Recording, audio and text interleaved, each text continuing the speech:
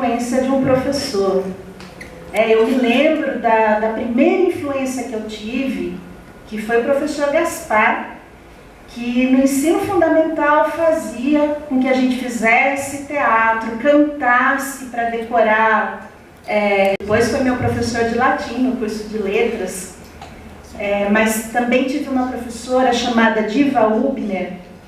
Eu fiz o curso técnico em alimentos na Rubens de Faria. Não era um curso que tivesse assim, um destaque, né, com as aulas de redação, com as aulas de literatura, mas o diferencial era a musa da nossa turma, e muito da minha escolha por letras foi influência dela, porque ela escrevia bilhetes nas nossas redações, maravilhosos, e isso me levou a achar que eu gostava de escrever e que eu escrevia razoavelmente bem.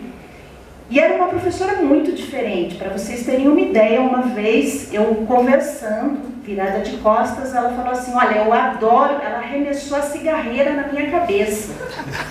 Na hora que eu senti aquilo, eu virei depressa, né? Ela falou: adoro a sua bunda, mas eu prefiro a sua cara. Então olhe para mim quando eu estou falando.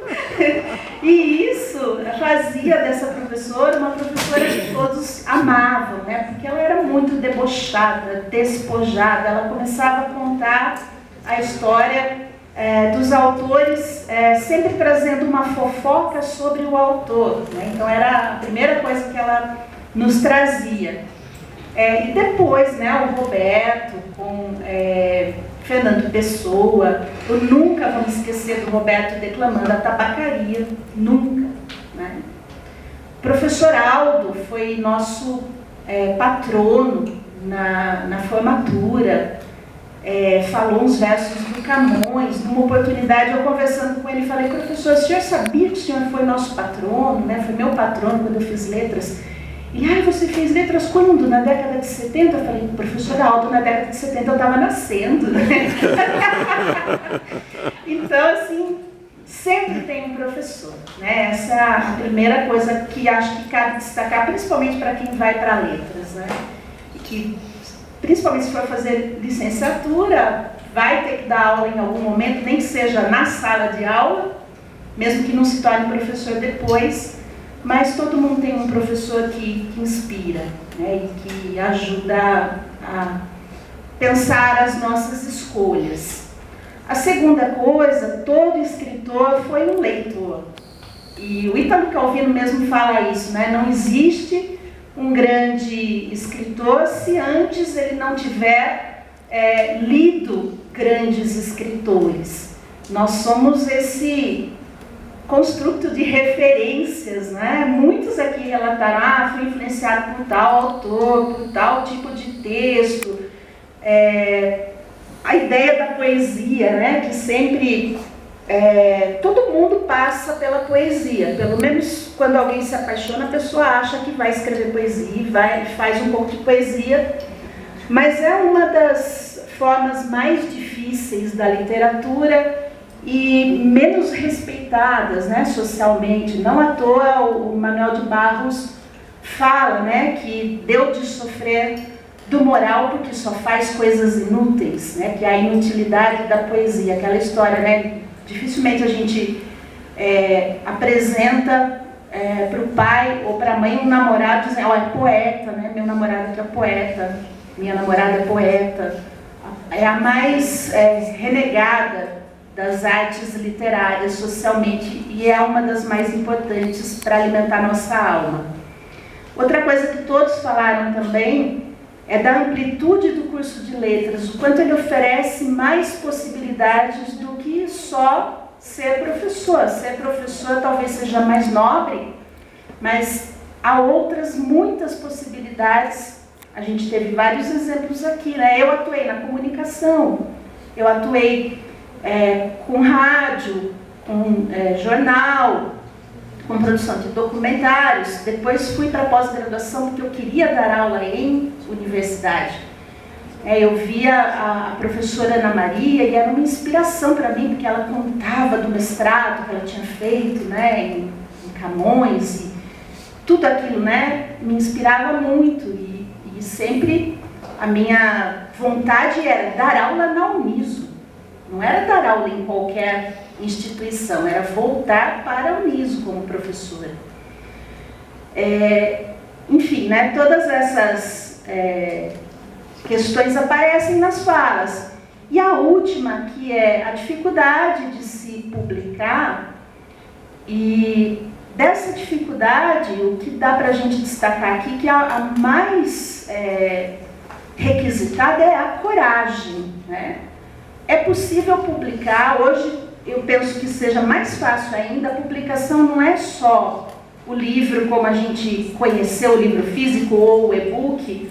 Se você tem uma composição que é transformada numa música por alguém, né, que é músico, você está publicando seu texto. Se você está falando com as pessoas nas redes sociais, você está publicando seu texto. São formas de publicação. As formas de publicação são muitas, né? O professor Profeta falou, transformar em roteiro, trabalhar com audiovisual, né? Tudo parte da literatura. A literatura é a mãe de todas as outras plataformas que depois se inspiram na literatura para poder acontecer.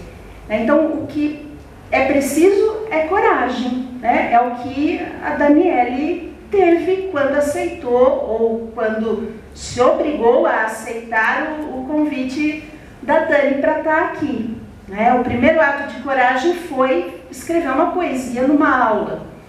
E o segundo ato de coragem é juntar tudo isso e transformar num livro e jogar isso para o leitor, porque a partir do momento que vai para o leitor não é mais seu, né? E você não tem mais o controle sobre aquilo. O que vai ser feito do seu texto, ninguém sabe, né? Quantas coisas podem ser acrescentadas àquele texto que você originou. A gente perde o controle sobre a obra, né? Porque toda obra se completa no leitor. Mas também, se não se completar no leitor, para que vai servir essa obra, né? Para ficar morta numa gaveta ou num arquivo digital? Então, todos aqui estão de parabéns pelo ato de coragem e ao ato de publicar, não é? Então, acho que agora a gente poderia abrir para o público, né, para os alunos perguntarem.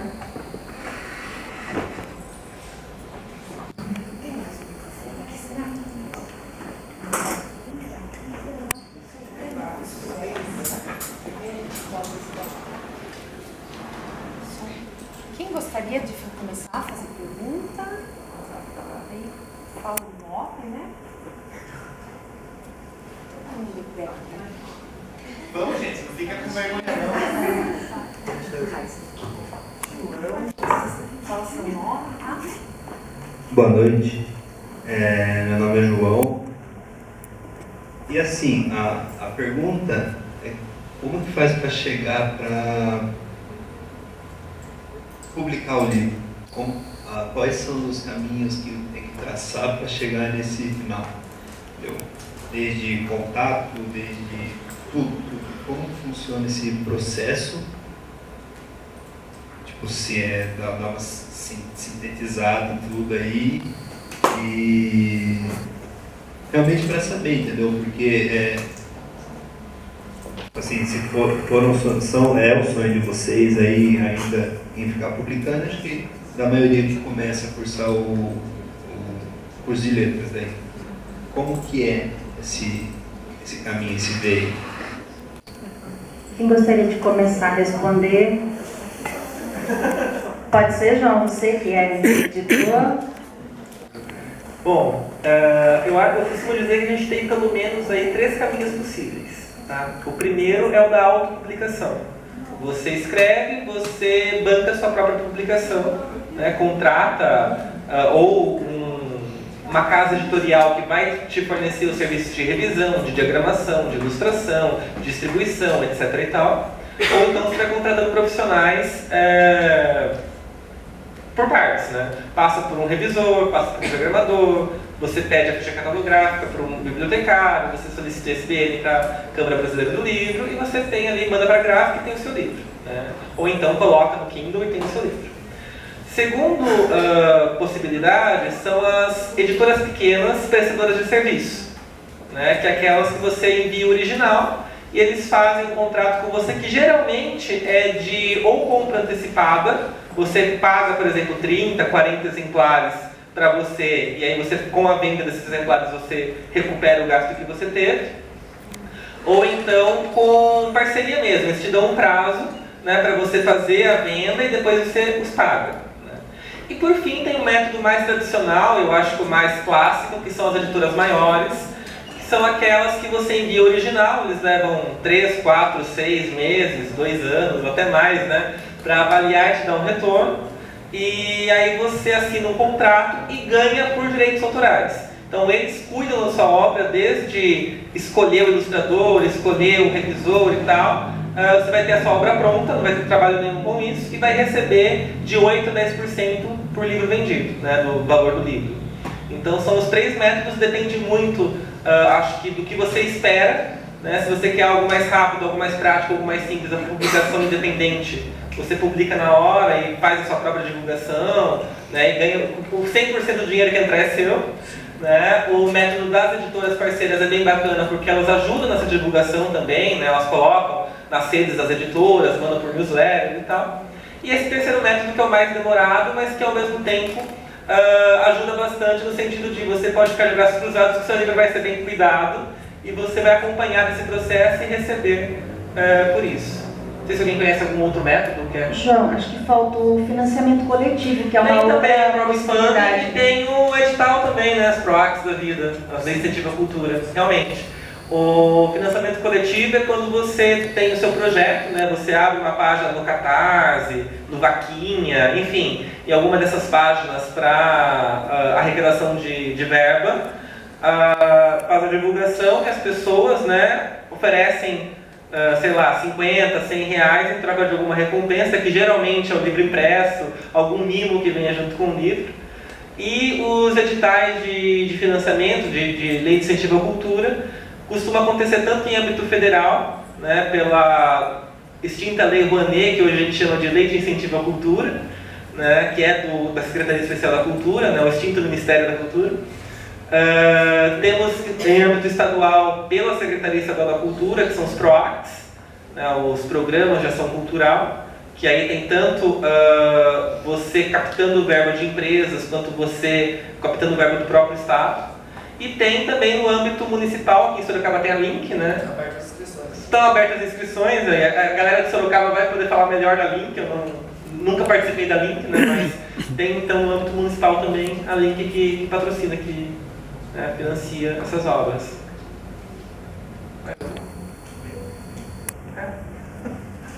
É isso, responde.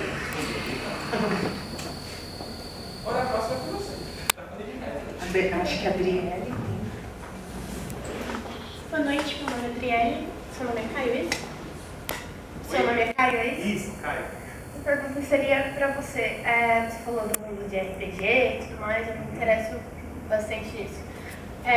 Você, acredito que mestra, provavelmente, ou jogando, enfim, já usou desse mundo para se inspirar em algum livro?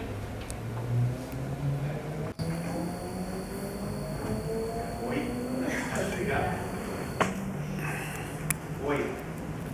Agora então, eu já mestrei já. Se eu já me inspirei nisso, né, para escrever alguma coisa no meu livro, deixa eu pensar. É difícil, viu? Porque eu também leio muita literatura clássica, assim, sabe? Coisas como Machado de Assis, Clarice Lispector. E, para falar a verdade, nunca escrevi assim como... Ah, não, já escrevi sim. Já escrevi sim, acabei de lembrar. Uma vez teve um concurso de contos fantásticos, aí eu escrevi algo que eu me inspirei sim em coisas de RPG. Você conhece no RPG aquela classe de personagem que seria do Jack Sparrow, do Piratas do Caribe? Swashbuckler, alguma coisa assim que se escreve, que seria um pirata galante, conquistador. Conhece essa classe no RPG? Não? Eu já escrevi sim um conto baseado nessa classe, que era sobre um pirata num naufrágio, uma coisa assim. Então já usei sim. Não, eu comecei respondendo errado, já me inspirei sim. Mais alguma pergunta? Depois, mais para o finalzinho, eu quero fazer uma proposta. Alguém que queira contar uma memória gastronômica pode ganhar um livro que eu trouxe para isso. Opa! Quando a Miriam, né, lançou esse livro, essa obra, ela fez essa brincadeira, foi muito legal.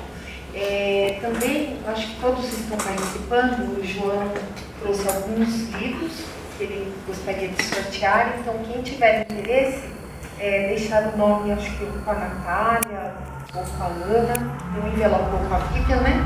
Acho que a Natália tem uma pergunta para vocês, ela é a autora também, ela vai colocar.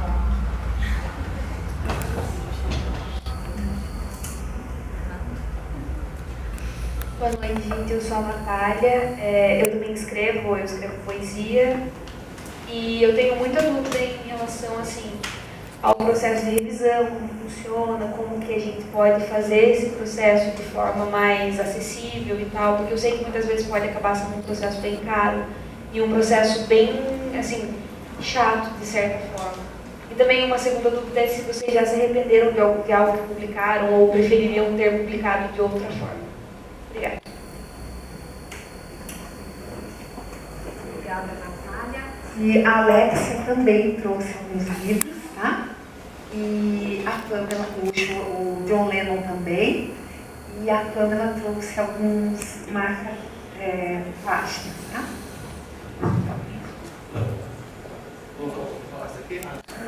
Bom, assim, por experiência própria, eu acho que assim, o processo de revisão que é terrível, terrível. Eu consigo revisar muito bem o texto de um amigo meu escritor, só que se pegar o meu texto para revisar, você vai achar coisas grotescas, a gente fica cego, a gente vicia a nossa própria linguagem, a nossa própria escrita.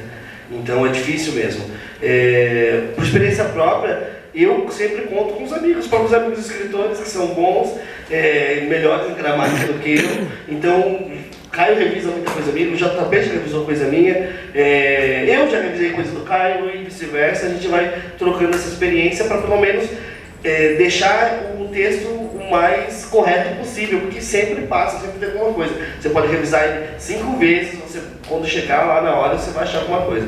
É impressionante. Então eu acho assim que os próprios amigos do curso de letras foram pelo menos no meu início, foram fundamentais a ajudar nesse processo de revisão. E realmente, imagina, você é um estudante de letras, você está querendo lançar um livro e que seja de forma independente e ter que pagar por várias dessas etapas, fica muito caro. Então, os próprios amigos, assim, conversa com aquele que é melhor assim, sotaque gramática e é isso, aproveitar. E falando um pouquinho sobre de publicação, eu aprendi publicando autossuficiente, para não gastar com isso. Eu fui estudar diagramação, fui estudar capis, capa, tudo. Então eu comecei a fazer todo o processo de um livro, porque eu achei importante aprender isso como escritor. E em relação à publicação, me dando a pergunta de livro que se eu me arrependo de publicar ou não, eu acho que não teria uma obra não, acho que besteira. Até meus poemas, tipo assim, tenho facilidade com poema, até brinco às vezes que o poema, durante o dia, pipoca, estou fazendo qualquer atividade, vem um poema. E eu escrevo. Por mais que eu acredite que ele tenha qualidade, fazer outra coisa, nunca joguei nada fora, não me arrependo, acho que nenhuma publicação. Acho que tudo é válido. Então, isso, eu e o Leno, a gente sempre conversou sobre isso, né? Do escritor ele bancar a obra dele. Não é porque de repente alguém leu e não gostou, que não tem o seu valor, né? E o escritor, inclusive, eu apoio o direito dele bancar até o direito de uma obra ruim mesmo, de alguma coisa que ele não gostou, de bancar. Porque, por exemplo, lembra daquele conto que eu falei no começo lá da minha história, que ficou aceitável? Esse conto eu coloquei ele dentro de outro conto maior, dentro do meu primeiro livro. Então ali eu banquei, não só, eu achei que seria engraçado colocar o meu primeiro conto mesmo no meio. Era um conto meio piegas assim, e daí tem até, ele foi colocado dentro de um conto que faz parte do gênero dramático. Escrito com falas como se fosse uma peça de teatro. E são as parcas, né, as moiras da mitologia, e uma delas falava assim: do que precisa a morte, senão apenas de um narrador piegas disposto a narrar as intempéries, alguma coisa assim. Aí começava o meu texto ruim. Então se arrepender não é pra gente não, né, Leandro? Oi? Estão me ouvindo. Ai, adorei, cara, eu me divirto aqui. Então, eu acho que essa questão da revisão, se você não pode contar com esse trabalho de algum colega de curso que tenha esse domínio da gramática para fazer essa revisão, que não é uma coisa que sempre acontece, eu tive muita sorte porque o João, ele é meu editor e também revisor, e também eu publico também por outra editora, e lá eu também tenho uma revisora ótima. Eu acho que se você não tem esse apoio e você vai publicar por uma editora, eles vão ter alguém para te indicar. E se você vai trabalhar como autora independente, às vezes vale a pena você entrar em contato com uma editora pequena, porque essa editora pequena às vezes tem editores que trabalham para ela, né, de modo freelance, e daí eles passam essa indicação de contato para você. Daí você entra em contato, faz um orçamento, eles vão perguntar a quantidade de laudas, de caracteres, daí você passa todas as informações e faz, né, esse orçamento. Em relação ao arrependimento, eu já tive uma fase, sim, de arrependimento desse livro que eu falei para vocês, que eu escrevi em 2013, que foi o resultado do meu TCC de letras. Claro que o primeiro livro é maravilhoso, né? A gente fica assim, uau, meu primeiro livro publicado. Todo livro é um motivo de muito orgulho, de muita coragem. E depois de alguns anos que eu escrevi ele, eu fiquei um pouco de vergonha dele. Principalmente quando eu entrei no mestrado, e daí eu tive metodologia da pesquisa. E daí eu, escrevendo a minha dissertação, eu olhava algumas coisas do meu TCC e eu falava, nossa, mas por que eu escrevi isso? Né? Então eu tive essa fase, daí eu entendi que foi um processo, né, que a gente vai mudando com o passar dos anos, e hoje eu voltei a ter orgulho desse livro, né? Hoje eu não tenho mais vergonha dele, hoje eu tenho orgulho, eu indico, eu não tenho mais ele à venda, mas quando alguém me pede eu mando o e-book. Então eu voltei nesse sentimento aí de gratidão mesmo por esse livro, foi uma época, né, uma fase da minha vida.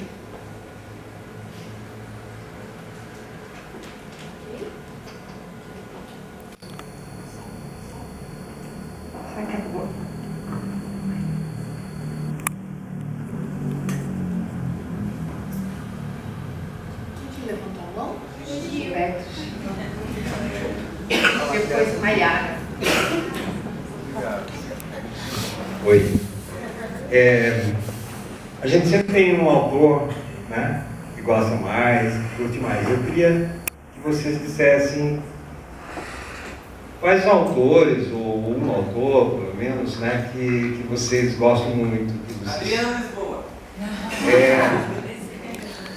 Da literatura brasileira ou não, também da literatura inglesa, norte-americana, mas assim, que serve de, não de norte, de nada, nem de inspiração, mas que você admira, né? Até para a gente poder identificar, os alunos aqui de letras também, a gente nas aulas, cada aluno pega um autor, um poeta, um escritor, para apresentar sobre ele, para a gente dar conta daquela quantidade enorme né, que tem na relação da literatura.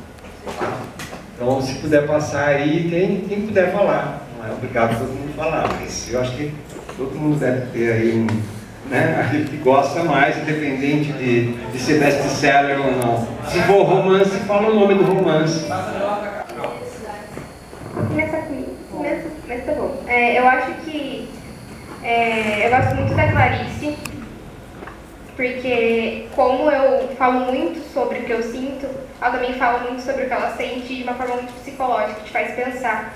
Esses dias teve uma situação que eu mostrei no meu livro para uma colega de trabalho, e ela teve uma interpretação completamente diferente do que eu quis passar com o poema. Então a Clarice, quando eu leio os poemas da Clarice, ela me faz pensar muito e talvez não seja a mesma interpretação que ela queira, não é a mesma impressão que ela queira que eu sinta, e eu acho muito legal porque a palavra te faz pensar, ela, não sei, é uma coisa muito assim, e eu acho que é isso, eu acho que ela é o que eu mais gosto, porque ela me faz pensar e me fez pensar sobre o meu livro, que fez outra pessoa pensar e vai todo mundo pensando, vai um dominó de pensamentos, aí eu acho muito legal, muito bom. Eu até gritei ali, né? Mas eu gosto bastante da Adriana Lisboa, que é uma autora carioca, né? Lembro que na época de literatura contemporânea a gente fez um trabalho sobre ela, o Roberto anotou e falou assim, vou incluir ela no meu plano de ensino porque ela é importante. Não sei se ele incluiu mesmo, mas ele falou que ele iria incluir. E um autor também que, no sentido de infanto-juvenil, me chama muita atenção é o Sergio Klein, que é outro nome que o Roberto até emprestou o livro meu do Sergio Klein, tudo falou que, enfim... Não conhecia. Que foi o que me trouxe, de fato, me fez perceber que era possível escrever obras com qualidade para a literatura juvenil, no caso do Sergio Klein. Enfim, são esses dois nomes. Bom, eu já tinha falado da Laura, que é autora independente, mas antes de eu conhecer a Laura, quando eu decidi ser escritora, eu sempre fui muito fã da Thalita Rebouças. Eu sou praticamente uma cadelinha de autoras nacionais. E hoje em dia, como eu consumo mais o mundo dos autores independentes, eu falo que eu gosto muito das escritas dos que hoje são as minhas amigas autoras, minhas colegas de profissão. Agora faz a dança. Eu, minhas cachorras, au, au. Ô, gente, que eu não peguei fôlego pra falar aquela hora, mas estavam falando de revisão aqui e eu quero destacar um ponto que pra mim foi muito importante. Nesse primeiro livro, no Laura, quando eu fiz, eu reli tanto esse livro, gente, tanto esse livro, que eu peguei ranço. Sabe quando você lê e você deixa passar muita coisa e depois você lê um tempo, depois você fala, meu Deus. Aí eu aprendi a lição. Aí o que eu faço agora? Eu escrevo, deixo ele lá descansando um tempinho, só depois eu vou voltar pra ele. Então é uma super dica pra quem quer escrever. Deixa descansar. Bom, eu acho que sou mais clichê.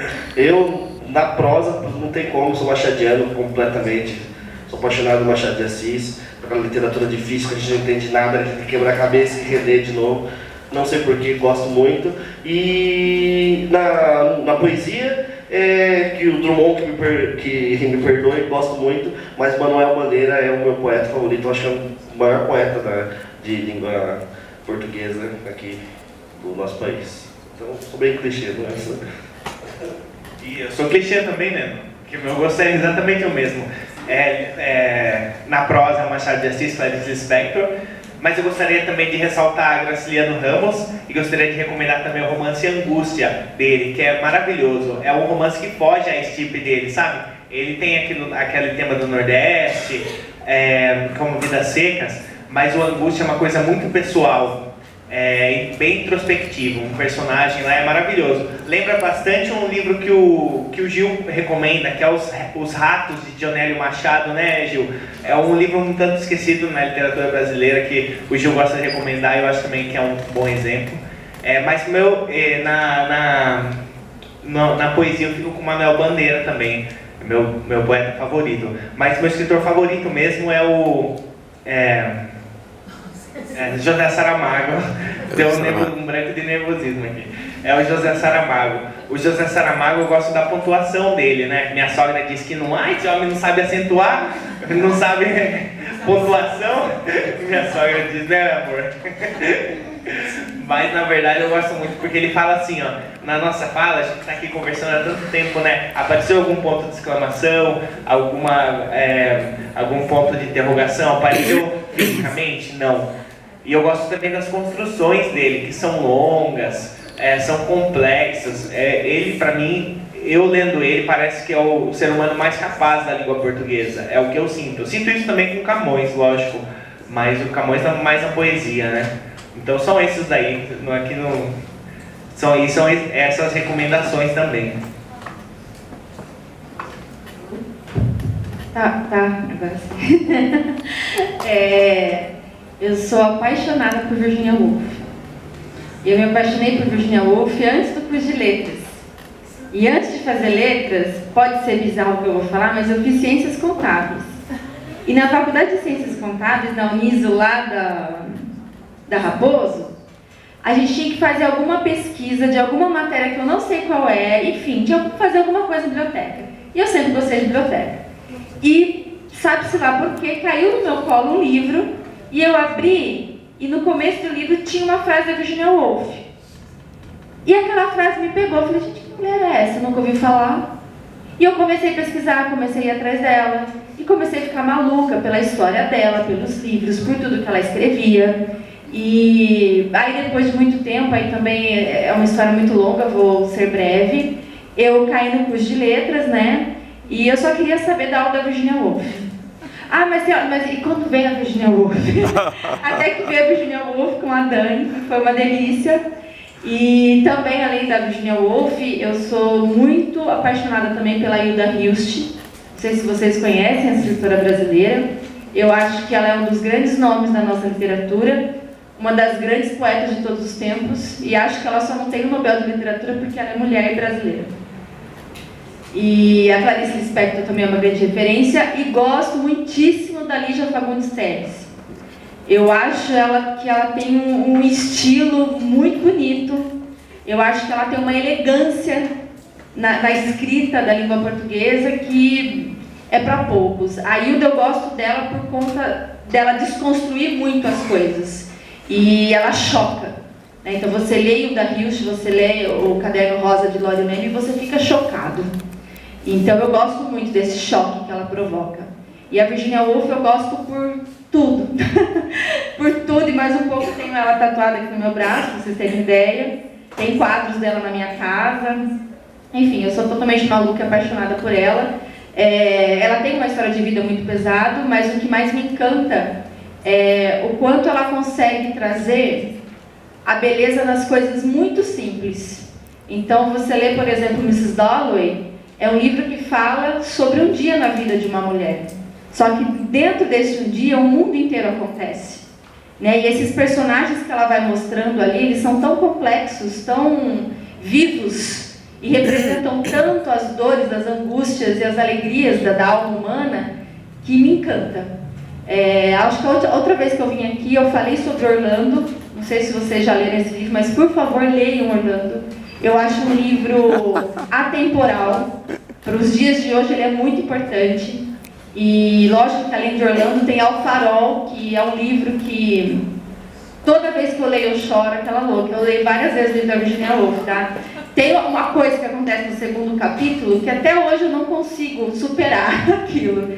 E eu choro. Eu choro porque eu acho que a literatura que a Virginia Woolf faz, ela está num campo muito sentimental para mim.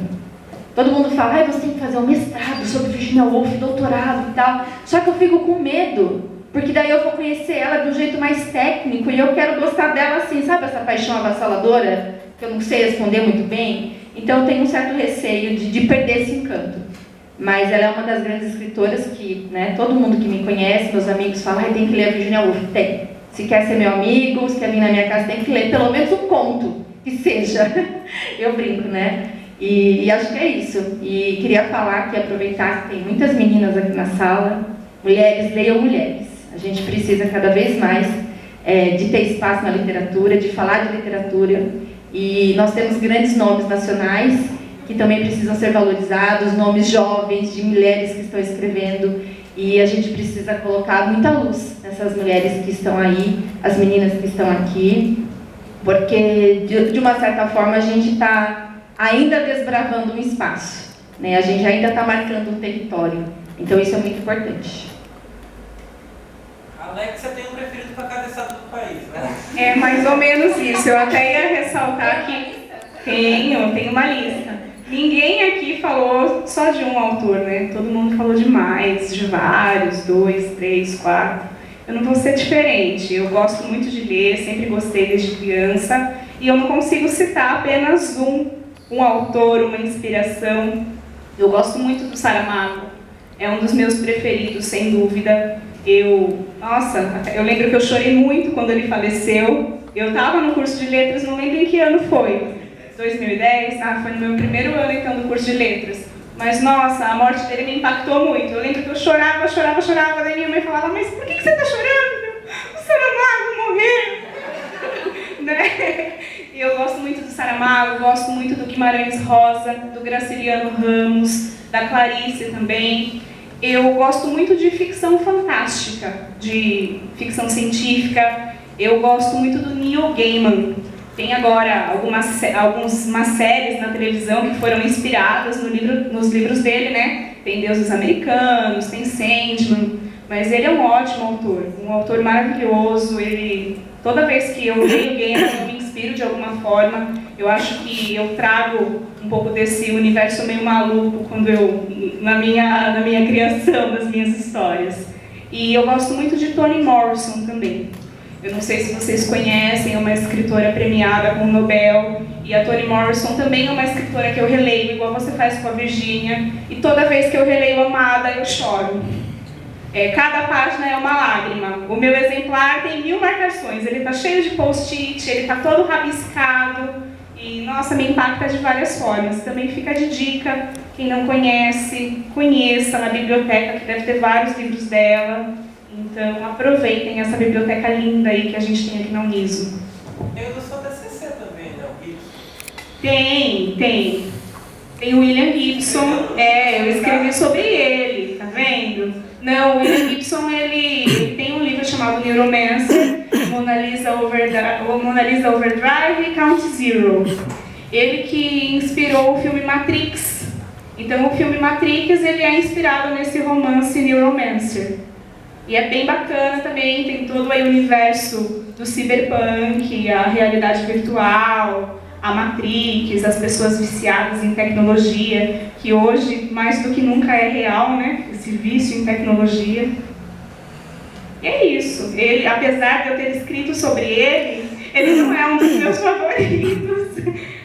É porque na época o livro me deixou com muitas perguntas, né? E quando a gente tem perguntas, a gente precisa respondê-las de alguma forma. E na época, através do TCC, foi um jeito de responder essas inquietações.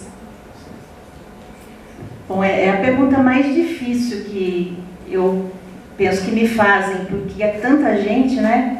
Mas eu vou começar pelo mais óbvio, que é o Oswald de Andrade, que foi meu objeto de pesquisa no mestrado e no doutorado, e que foi uma descoberta na minha especialização. Eu não via o Oswald de Andrade como eu passei a ver na especialização, que foi aqui na Uniso, quando a Uniso se tornou Uniso, e foi a primeira especialização da Uniso, né? Foi um curso de Teoria da Literatura, que foi onde eu conheci o meu, depois, né, veio a ser orientador de mestrado e doutorado. Então, Oswald de Andrade, principalmente a prosa poética dele, e a singeleza, de uma delicadeza, de uma verdade, né, fantásticos. José Saramago mudou minha vida quando eu li Jangada de Pedra, depois todos os outros, mas Jangada de Pedra foi um livro assim que mudou o meu conceito do que era literatura.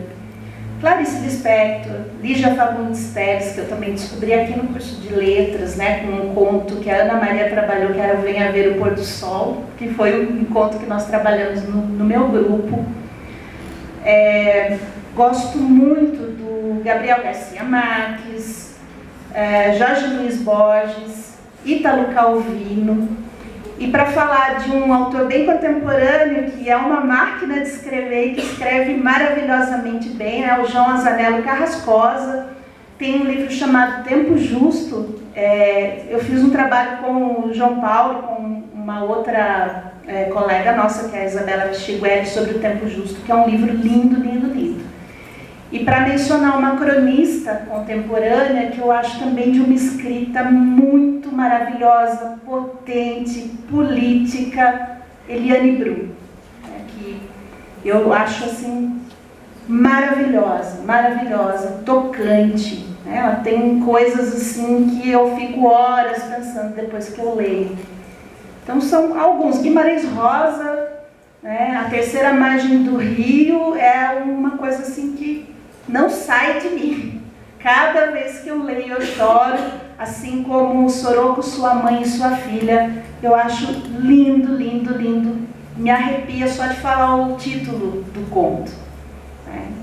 Então são alguns, mas lógico que eu deixo de mencionar aqui muita gente que eu amo profundamente, são os meus interlocutores. Né? Aquela coisa, né, que a gente não sabe, não conhece, mas é como se fosse alguém da família, né? Tá ali, são pessoas íntimas da nossa vida, quase como se a gente pudesse confessar coisas para esses autores, como se eles escrevessem coisas que a gente gostaria de ter escrito, né? Você lê e fala, nossa, como é que eu não pensei nisso, não escrevi isso, né? Eu gostaria de ter escrito isso. Tem uma canção, eu não sei se é do Milton Nascimento, mas ele canta isso, né? Certas canções que eu ouço cabem tão dentro de mim que perguntar carece, como não fui eu que fiz? Eu penso isso de alguns escritores, eu leio aquilo, nossa, exatamente o que eu queria dizer e não disse. Então, entra bem fundo.